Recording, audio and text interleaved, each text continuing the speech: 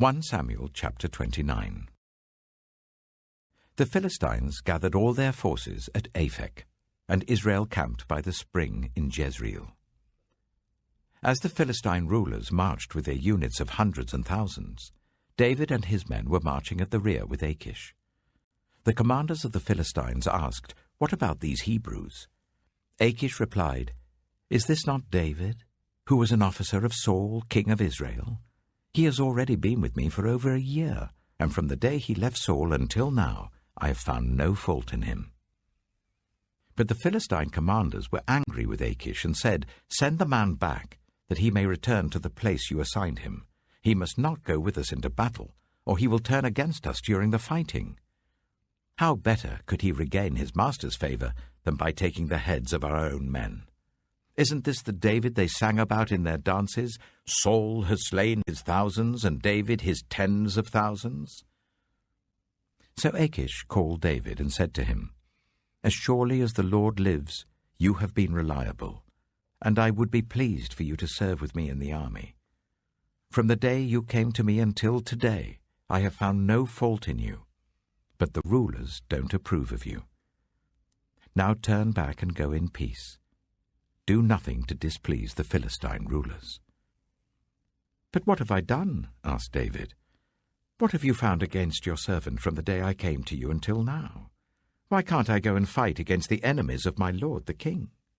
Achish answered, "I know that you have been as pleasing in my eyes as an angel of God. Nevertheless, the Philistine commanders have said, 'He must not go up with us into battle.' Now get up early, along with your master's servants who have come with you, and leave in the morning as soon as it is light." So David and his men got up early in the morning to go back to the land of the Philistines, and the Philistines went up to Jezreel.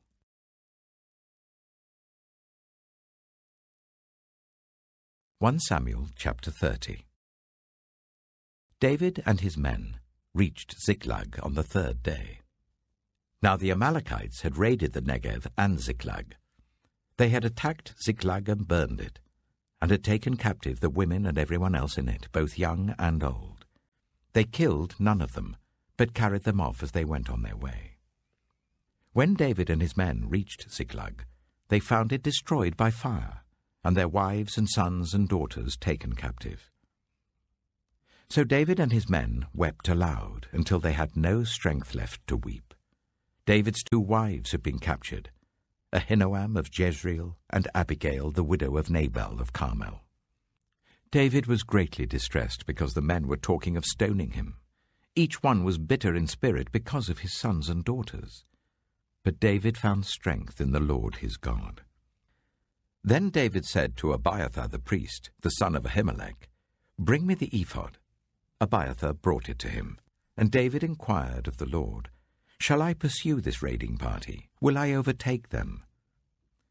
"Pursue them," he answered. "You will certainly overtake them and succeed in the rescue." David and 600 men with him came to the Bezor valley, where some stayed behind. 200 of them were too exhausted to cross the valley, but David and the other 400 continued the pursuit. They found an Egyptian in a field and brought him to David. They gave him water to drink and food to eat, part of a cake of pressed figs and 2 cakes of raisins. He ate and was revived, for he had not eaten any food or drunk any water for 3 days and 3 nights. David asked him, "Who do you belong to? Where do you come from?" He said, "I am an Egyptian, the slave of an Amalekite. My master abandoned me when I became ill 3 days ago. We raided the Negev of the Kirithites, some territory belonging to Judah, and the Negev of Caleb, and we burned Ziklag." David asked him, "Can you lead me down to this raiding party?" He said, "Swear to me before God that you will not kill me or hand me over to my master, and I will take you down to them."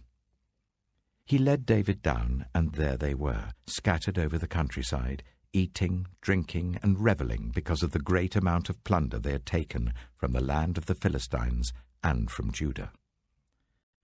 David fought them from dusk until the evening of the next day, and none of them got away, except 400 young men who rode off on camels and fled. David recovered everything the Amalekites had taken, including his 2 wives. Nothing was missing. Young or old, boy or girl, plunder or anything else they had taken, David brought everything back.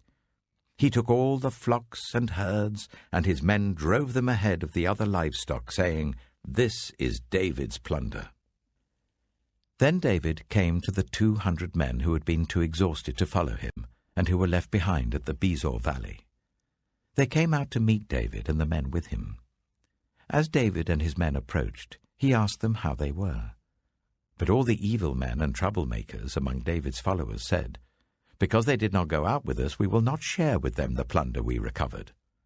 However, each man may take his wife and children and go." David replied, "No, my brothers, you must not do that with what the Lord has given us. He has protected us and delivered into our hands the raiding party that came against us. Who will listen to what you say? The share of the man who stayed with the supplies is to be the same as that of him who went down to the battle. All shall share alike." David made this a statute and ordinance for Israel from that day to this. When David reached Ziklag, he sent some of the plunder to the elders of Judah, who were his friends, saying, "Here is a gift for you from the plunder of the Lord's enemies." David sent it to those who were in Bethel, Ramoth Negev, and Yattah, to those in Aroah, Sifmoth, and Eshtemoa, and Rachel, to those in the towns of the Jerahmeelites and the Kenites, to those in Hormah, Bor-Ashan, Athak, and Hebron, and to those in all the other places where he and his men had roamed.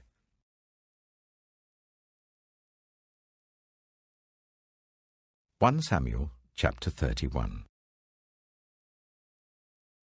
Now the Philistines fought against Israel. The Israelites fled before them, and many fell dead on Mount Gilboa. The Philistines were in hot pursuit of Saul and his sons, and they killed his sons Jonathan, Abinadab, and Malchishua. The fighting grew fierce around Saul, and when the archers overtook him, they wounded him critically. Saul said to his armor-bearer, "Draw your sword and run me through, or these uncircumcised fellows will come and run me through and abuse me." But the armor-bearer was terrified and would not do it. So Saul took his own sword and fell on it.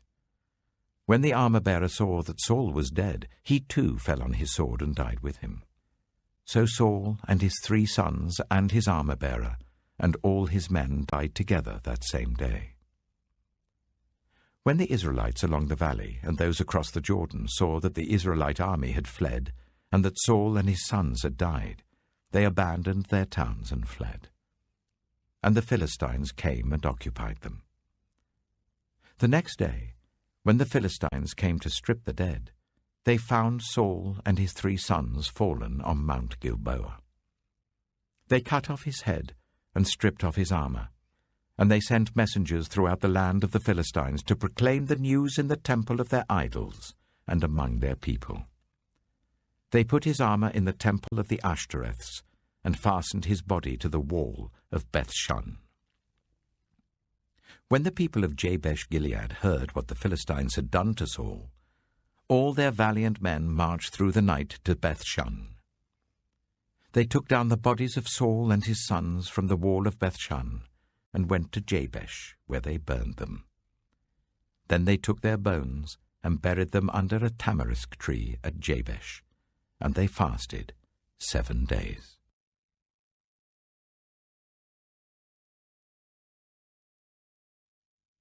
John chapter 7. After this, Jesus went around in Galilee. He did not want to go about in Judea, because the Jewish leaders there were looking for a way to kill him. But when the Jewish festival of Tabernacles was near, Jesus' brothers said to him, "Leave Galilee and go to Judea, so that your disciples there may see the works you do. No one who wants to become a public figure acts in secret. Since you are doing these things, show yourself to the world." For even his own brothers didn't believe in him. Therefore Jesus told them, My time is not yet here. For you, any time will do. The world cannot hate you, but it hates me because I testify that its works are evil. You go to the festival. I'm not going up to this festival because my time is not yet fully come." After he had said this, he stayed in Galilee. However, after his brothers had left for the festival, he went also, not publicly, but in secret. Now, at the festival, the Jewish leaders were watching for Jesus and asking, "Where is he?" Among the crowds, there was widespread whispering about him. Some said, "He is a good man." Others replied, "No, he deceives the people."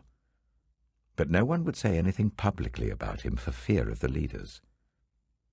Not until halfway through the festival did Jesus go up to the temple courts and begin to teach. The Jews there were amazed and asked, "How did this man get such learning without having been taught?" Jesus answered, "My teaching is not my own. It comes from the one who sent me. Anyone who chooses to do the will of God will find out whether my teaching comes from God or whether I speak on my own. Whoever speaks on their own does so to gain personal glory. But he who seeks the glory of the one who sent him is a man of truth. There is nothing false about him. Has not Moses given you the law? Yet none of you keeps the law. Why are you trying to kill me?" "You are demon-possessed," the crowd answered. "Who is trying to kill you?" Jesus said to them, "I did one miracle, and you are all amazed. Yet because Moses gave you circumcision, though actually it didn't come from Moses but from the patriarchs, you circumcise a boy on the Sabbath. Now if a boy can be circumcised on the Sabbath, so that the law of Moses may not be broken, why are you angry with me for healing a man's whole body on the Sabbath? Stop judging by mere appearances, but instead judge correctly." At that point, some of the people of Jerusalem began to ask, "Isn't this the man they're trying to kill? Here he is speaking publicly, and they're not saying a word to him. Have the authorities really concluded that he is the Messiah? But we know where this man is from. When the Messiah comes, no one will know where he is from." Then Jesus, still teaching in the temple courts, cried out, "Yes, you know me, and you know where I'm from. I am not here on my own authority, but he who sent me is true. You do not know him, but I know him, because I am from him, and he sent me." At this they tried to seize him, but no one laid a hand on him because his hour had not yet come. Still many in the crowd believed in him. They said, "When the Messiah comes, will he perform more signs than this man?" The Pharisees heard the crowd whispering such things about him. Then the chief priests and the Pharisees sent temple guards to arrest him. Jesus said, "I am with you for only a short time, and then I am going to the one who sent me. You will look for me, but you will not find me, and where I am, you cannot come." The Jews said to one another, "Where does this man intend to go that we cannot find him? Will he go where our people live scattered among the Greeks and teach the Greeks?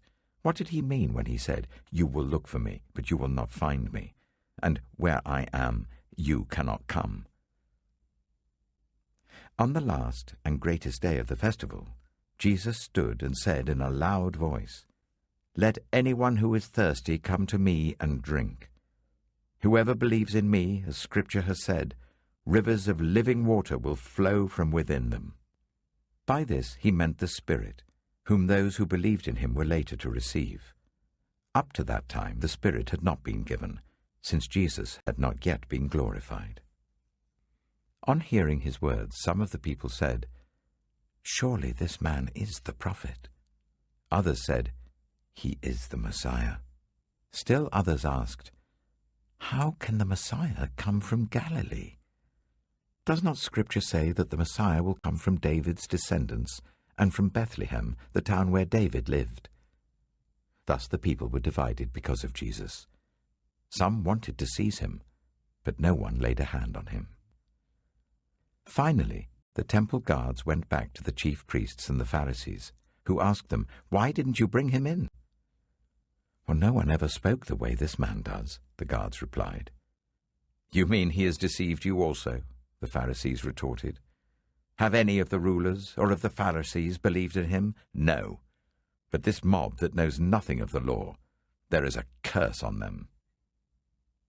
Nicodemus, who had gone to Jesus earlier and who was one of their own number, asked, "Does our law condemn a man without first hearing him to find out what he's been doing?" They replied, "Are you from Galilee too? Look into it, and you will find that a prophet does not come out of Galilee."